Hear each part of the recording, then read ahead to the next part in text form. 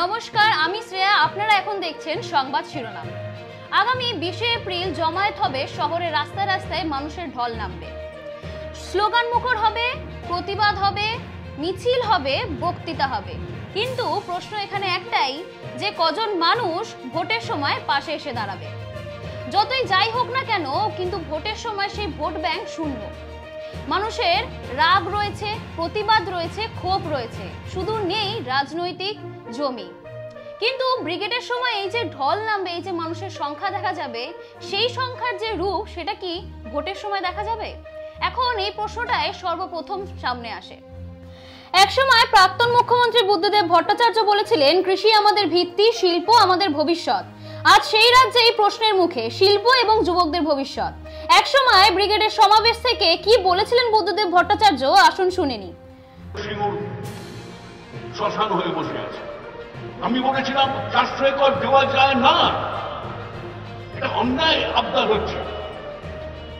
400 acre দিলে কারখানা করতে পারবে না, তাহলে আমার কি আপত্তি ছিল? আমরা কি জেদ করে 400 নিয়েছি? যা প্রয়োজন জমির জন্য, বড় কারখানা, মূল কারখানা, ছোট কারখানা, আমি নিজে বোঝাবার চেষ্টা করেছি। 900 একর না হলে কি করে এই কারখানাটা হবে? হতে পারে না। অন্যদিকে সিপিএম কে কটাক্ষ করতে ছাড়েননি তৃণমূল সুপ্রিম মমতা ব্যানার্জি। 21 নির্বাচনে সিপিএম এর শূন্য হয়ে যাওয়াকে কটাক্ষ করেছিলেন বর্তমানের মুখ্যমন্ত্রী। কি বলেছিলেন সেটাই শোনাবো আপনাদেরকে।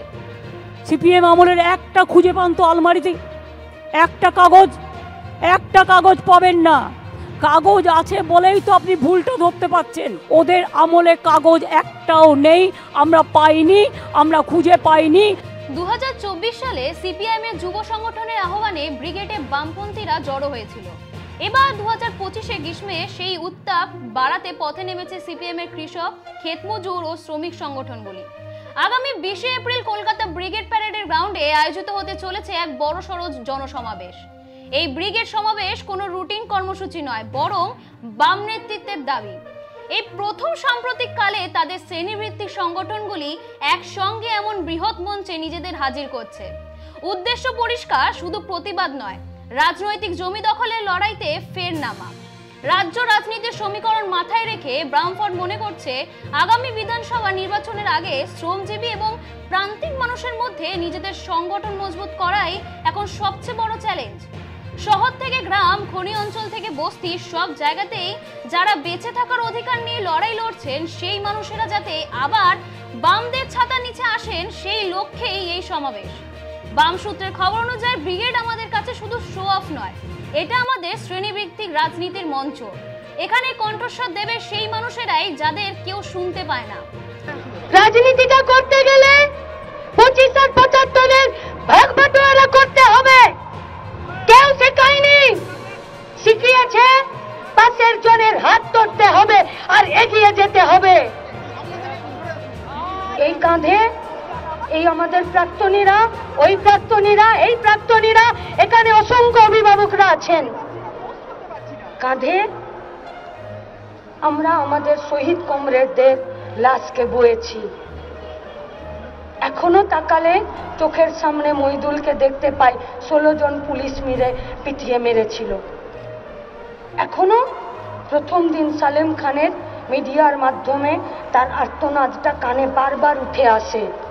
এখনো অমলা মণ্ডল, বিদ্যুৎ মণ্ডলের শহীদ বেদিতে মালা দিতে গিয়ে पैर लड़खड़ा कर जब गिर जाता है रोते रोते, সেই পায়ের ভাঁজটা এখনো পর্যন্ত বুকের কাছে আছে। সমাবেশ বক্তৃতা দেবেন সিপিএম এর রাজ্য সম্পাদক মোহাম্মদ সেলিম, সিটুর রাজ্য সম্পাদক অনাদি শাহ, কৃষক সভার অমল হালদার, ক্ষেত মজুর ইউনিয়নের নিরাপদ সর্দার ও বন্যার টুডু এবং বস্তি উন্নয়নের সমিতির সুখরঞ্জন দে। অন্যদিকে 2026-এর ভোটের আগে নতুন মুখের উপর জোর দিচ্ছে সিপিআইএম। তাহলে কি 2026-এ নবীনদের উপর ভরসা করেই মাঠে নামতে চলেছে? এই বিষয়ে বিস্তারিত জানতে চোখ রাখুন সংবাদ শিরোনাম পর্দায়।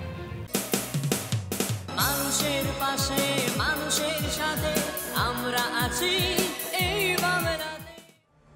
আপনারা দেখছেন সংবাদ শিরোনাম। দেখলেন তো অনেক কিছু, এবার দেখুন নতুন কিছু।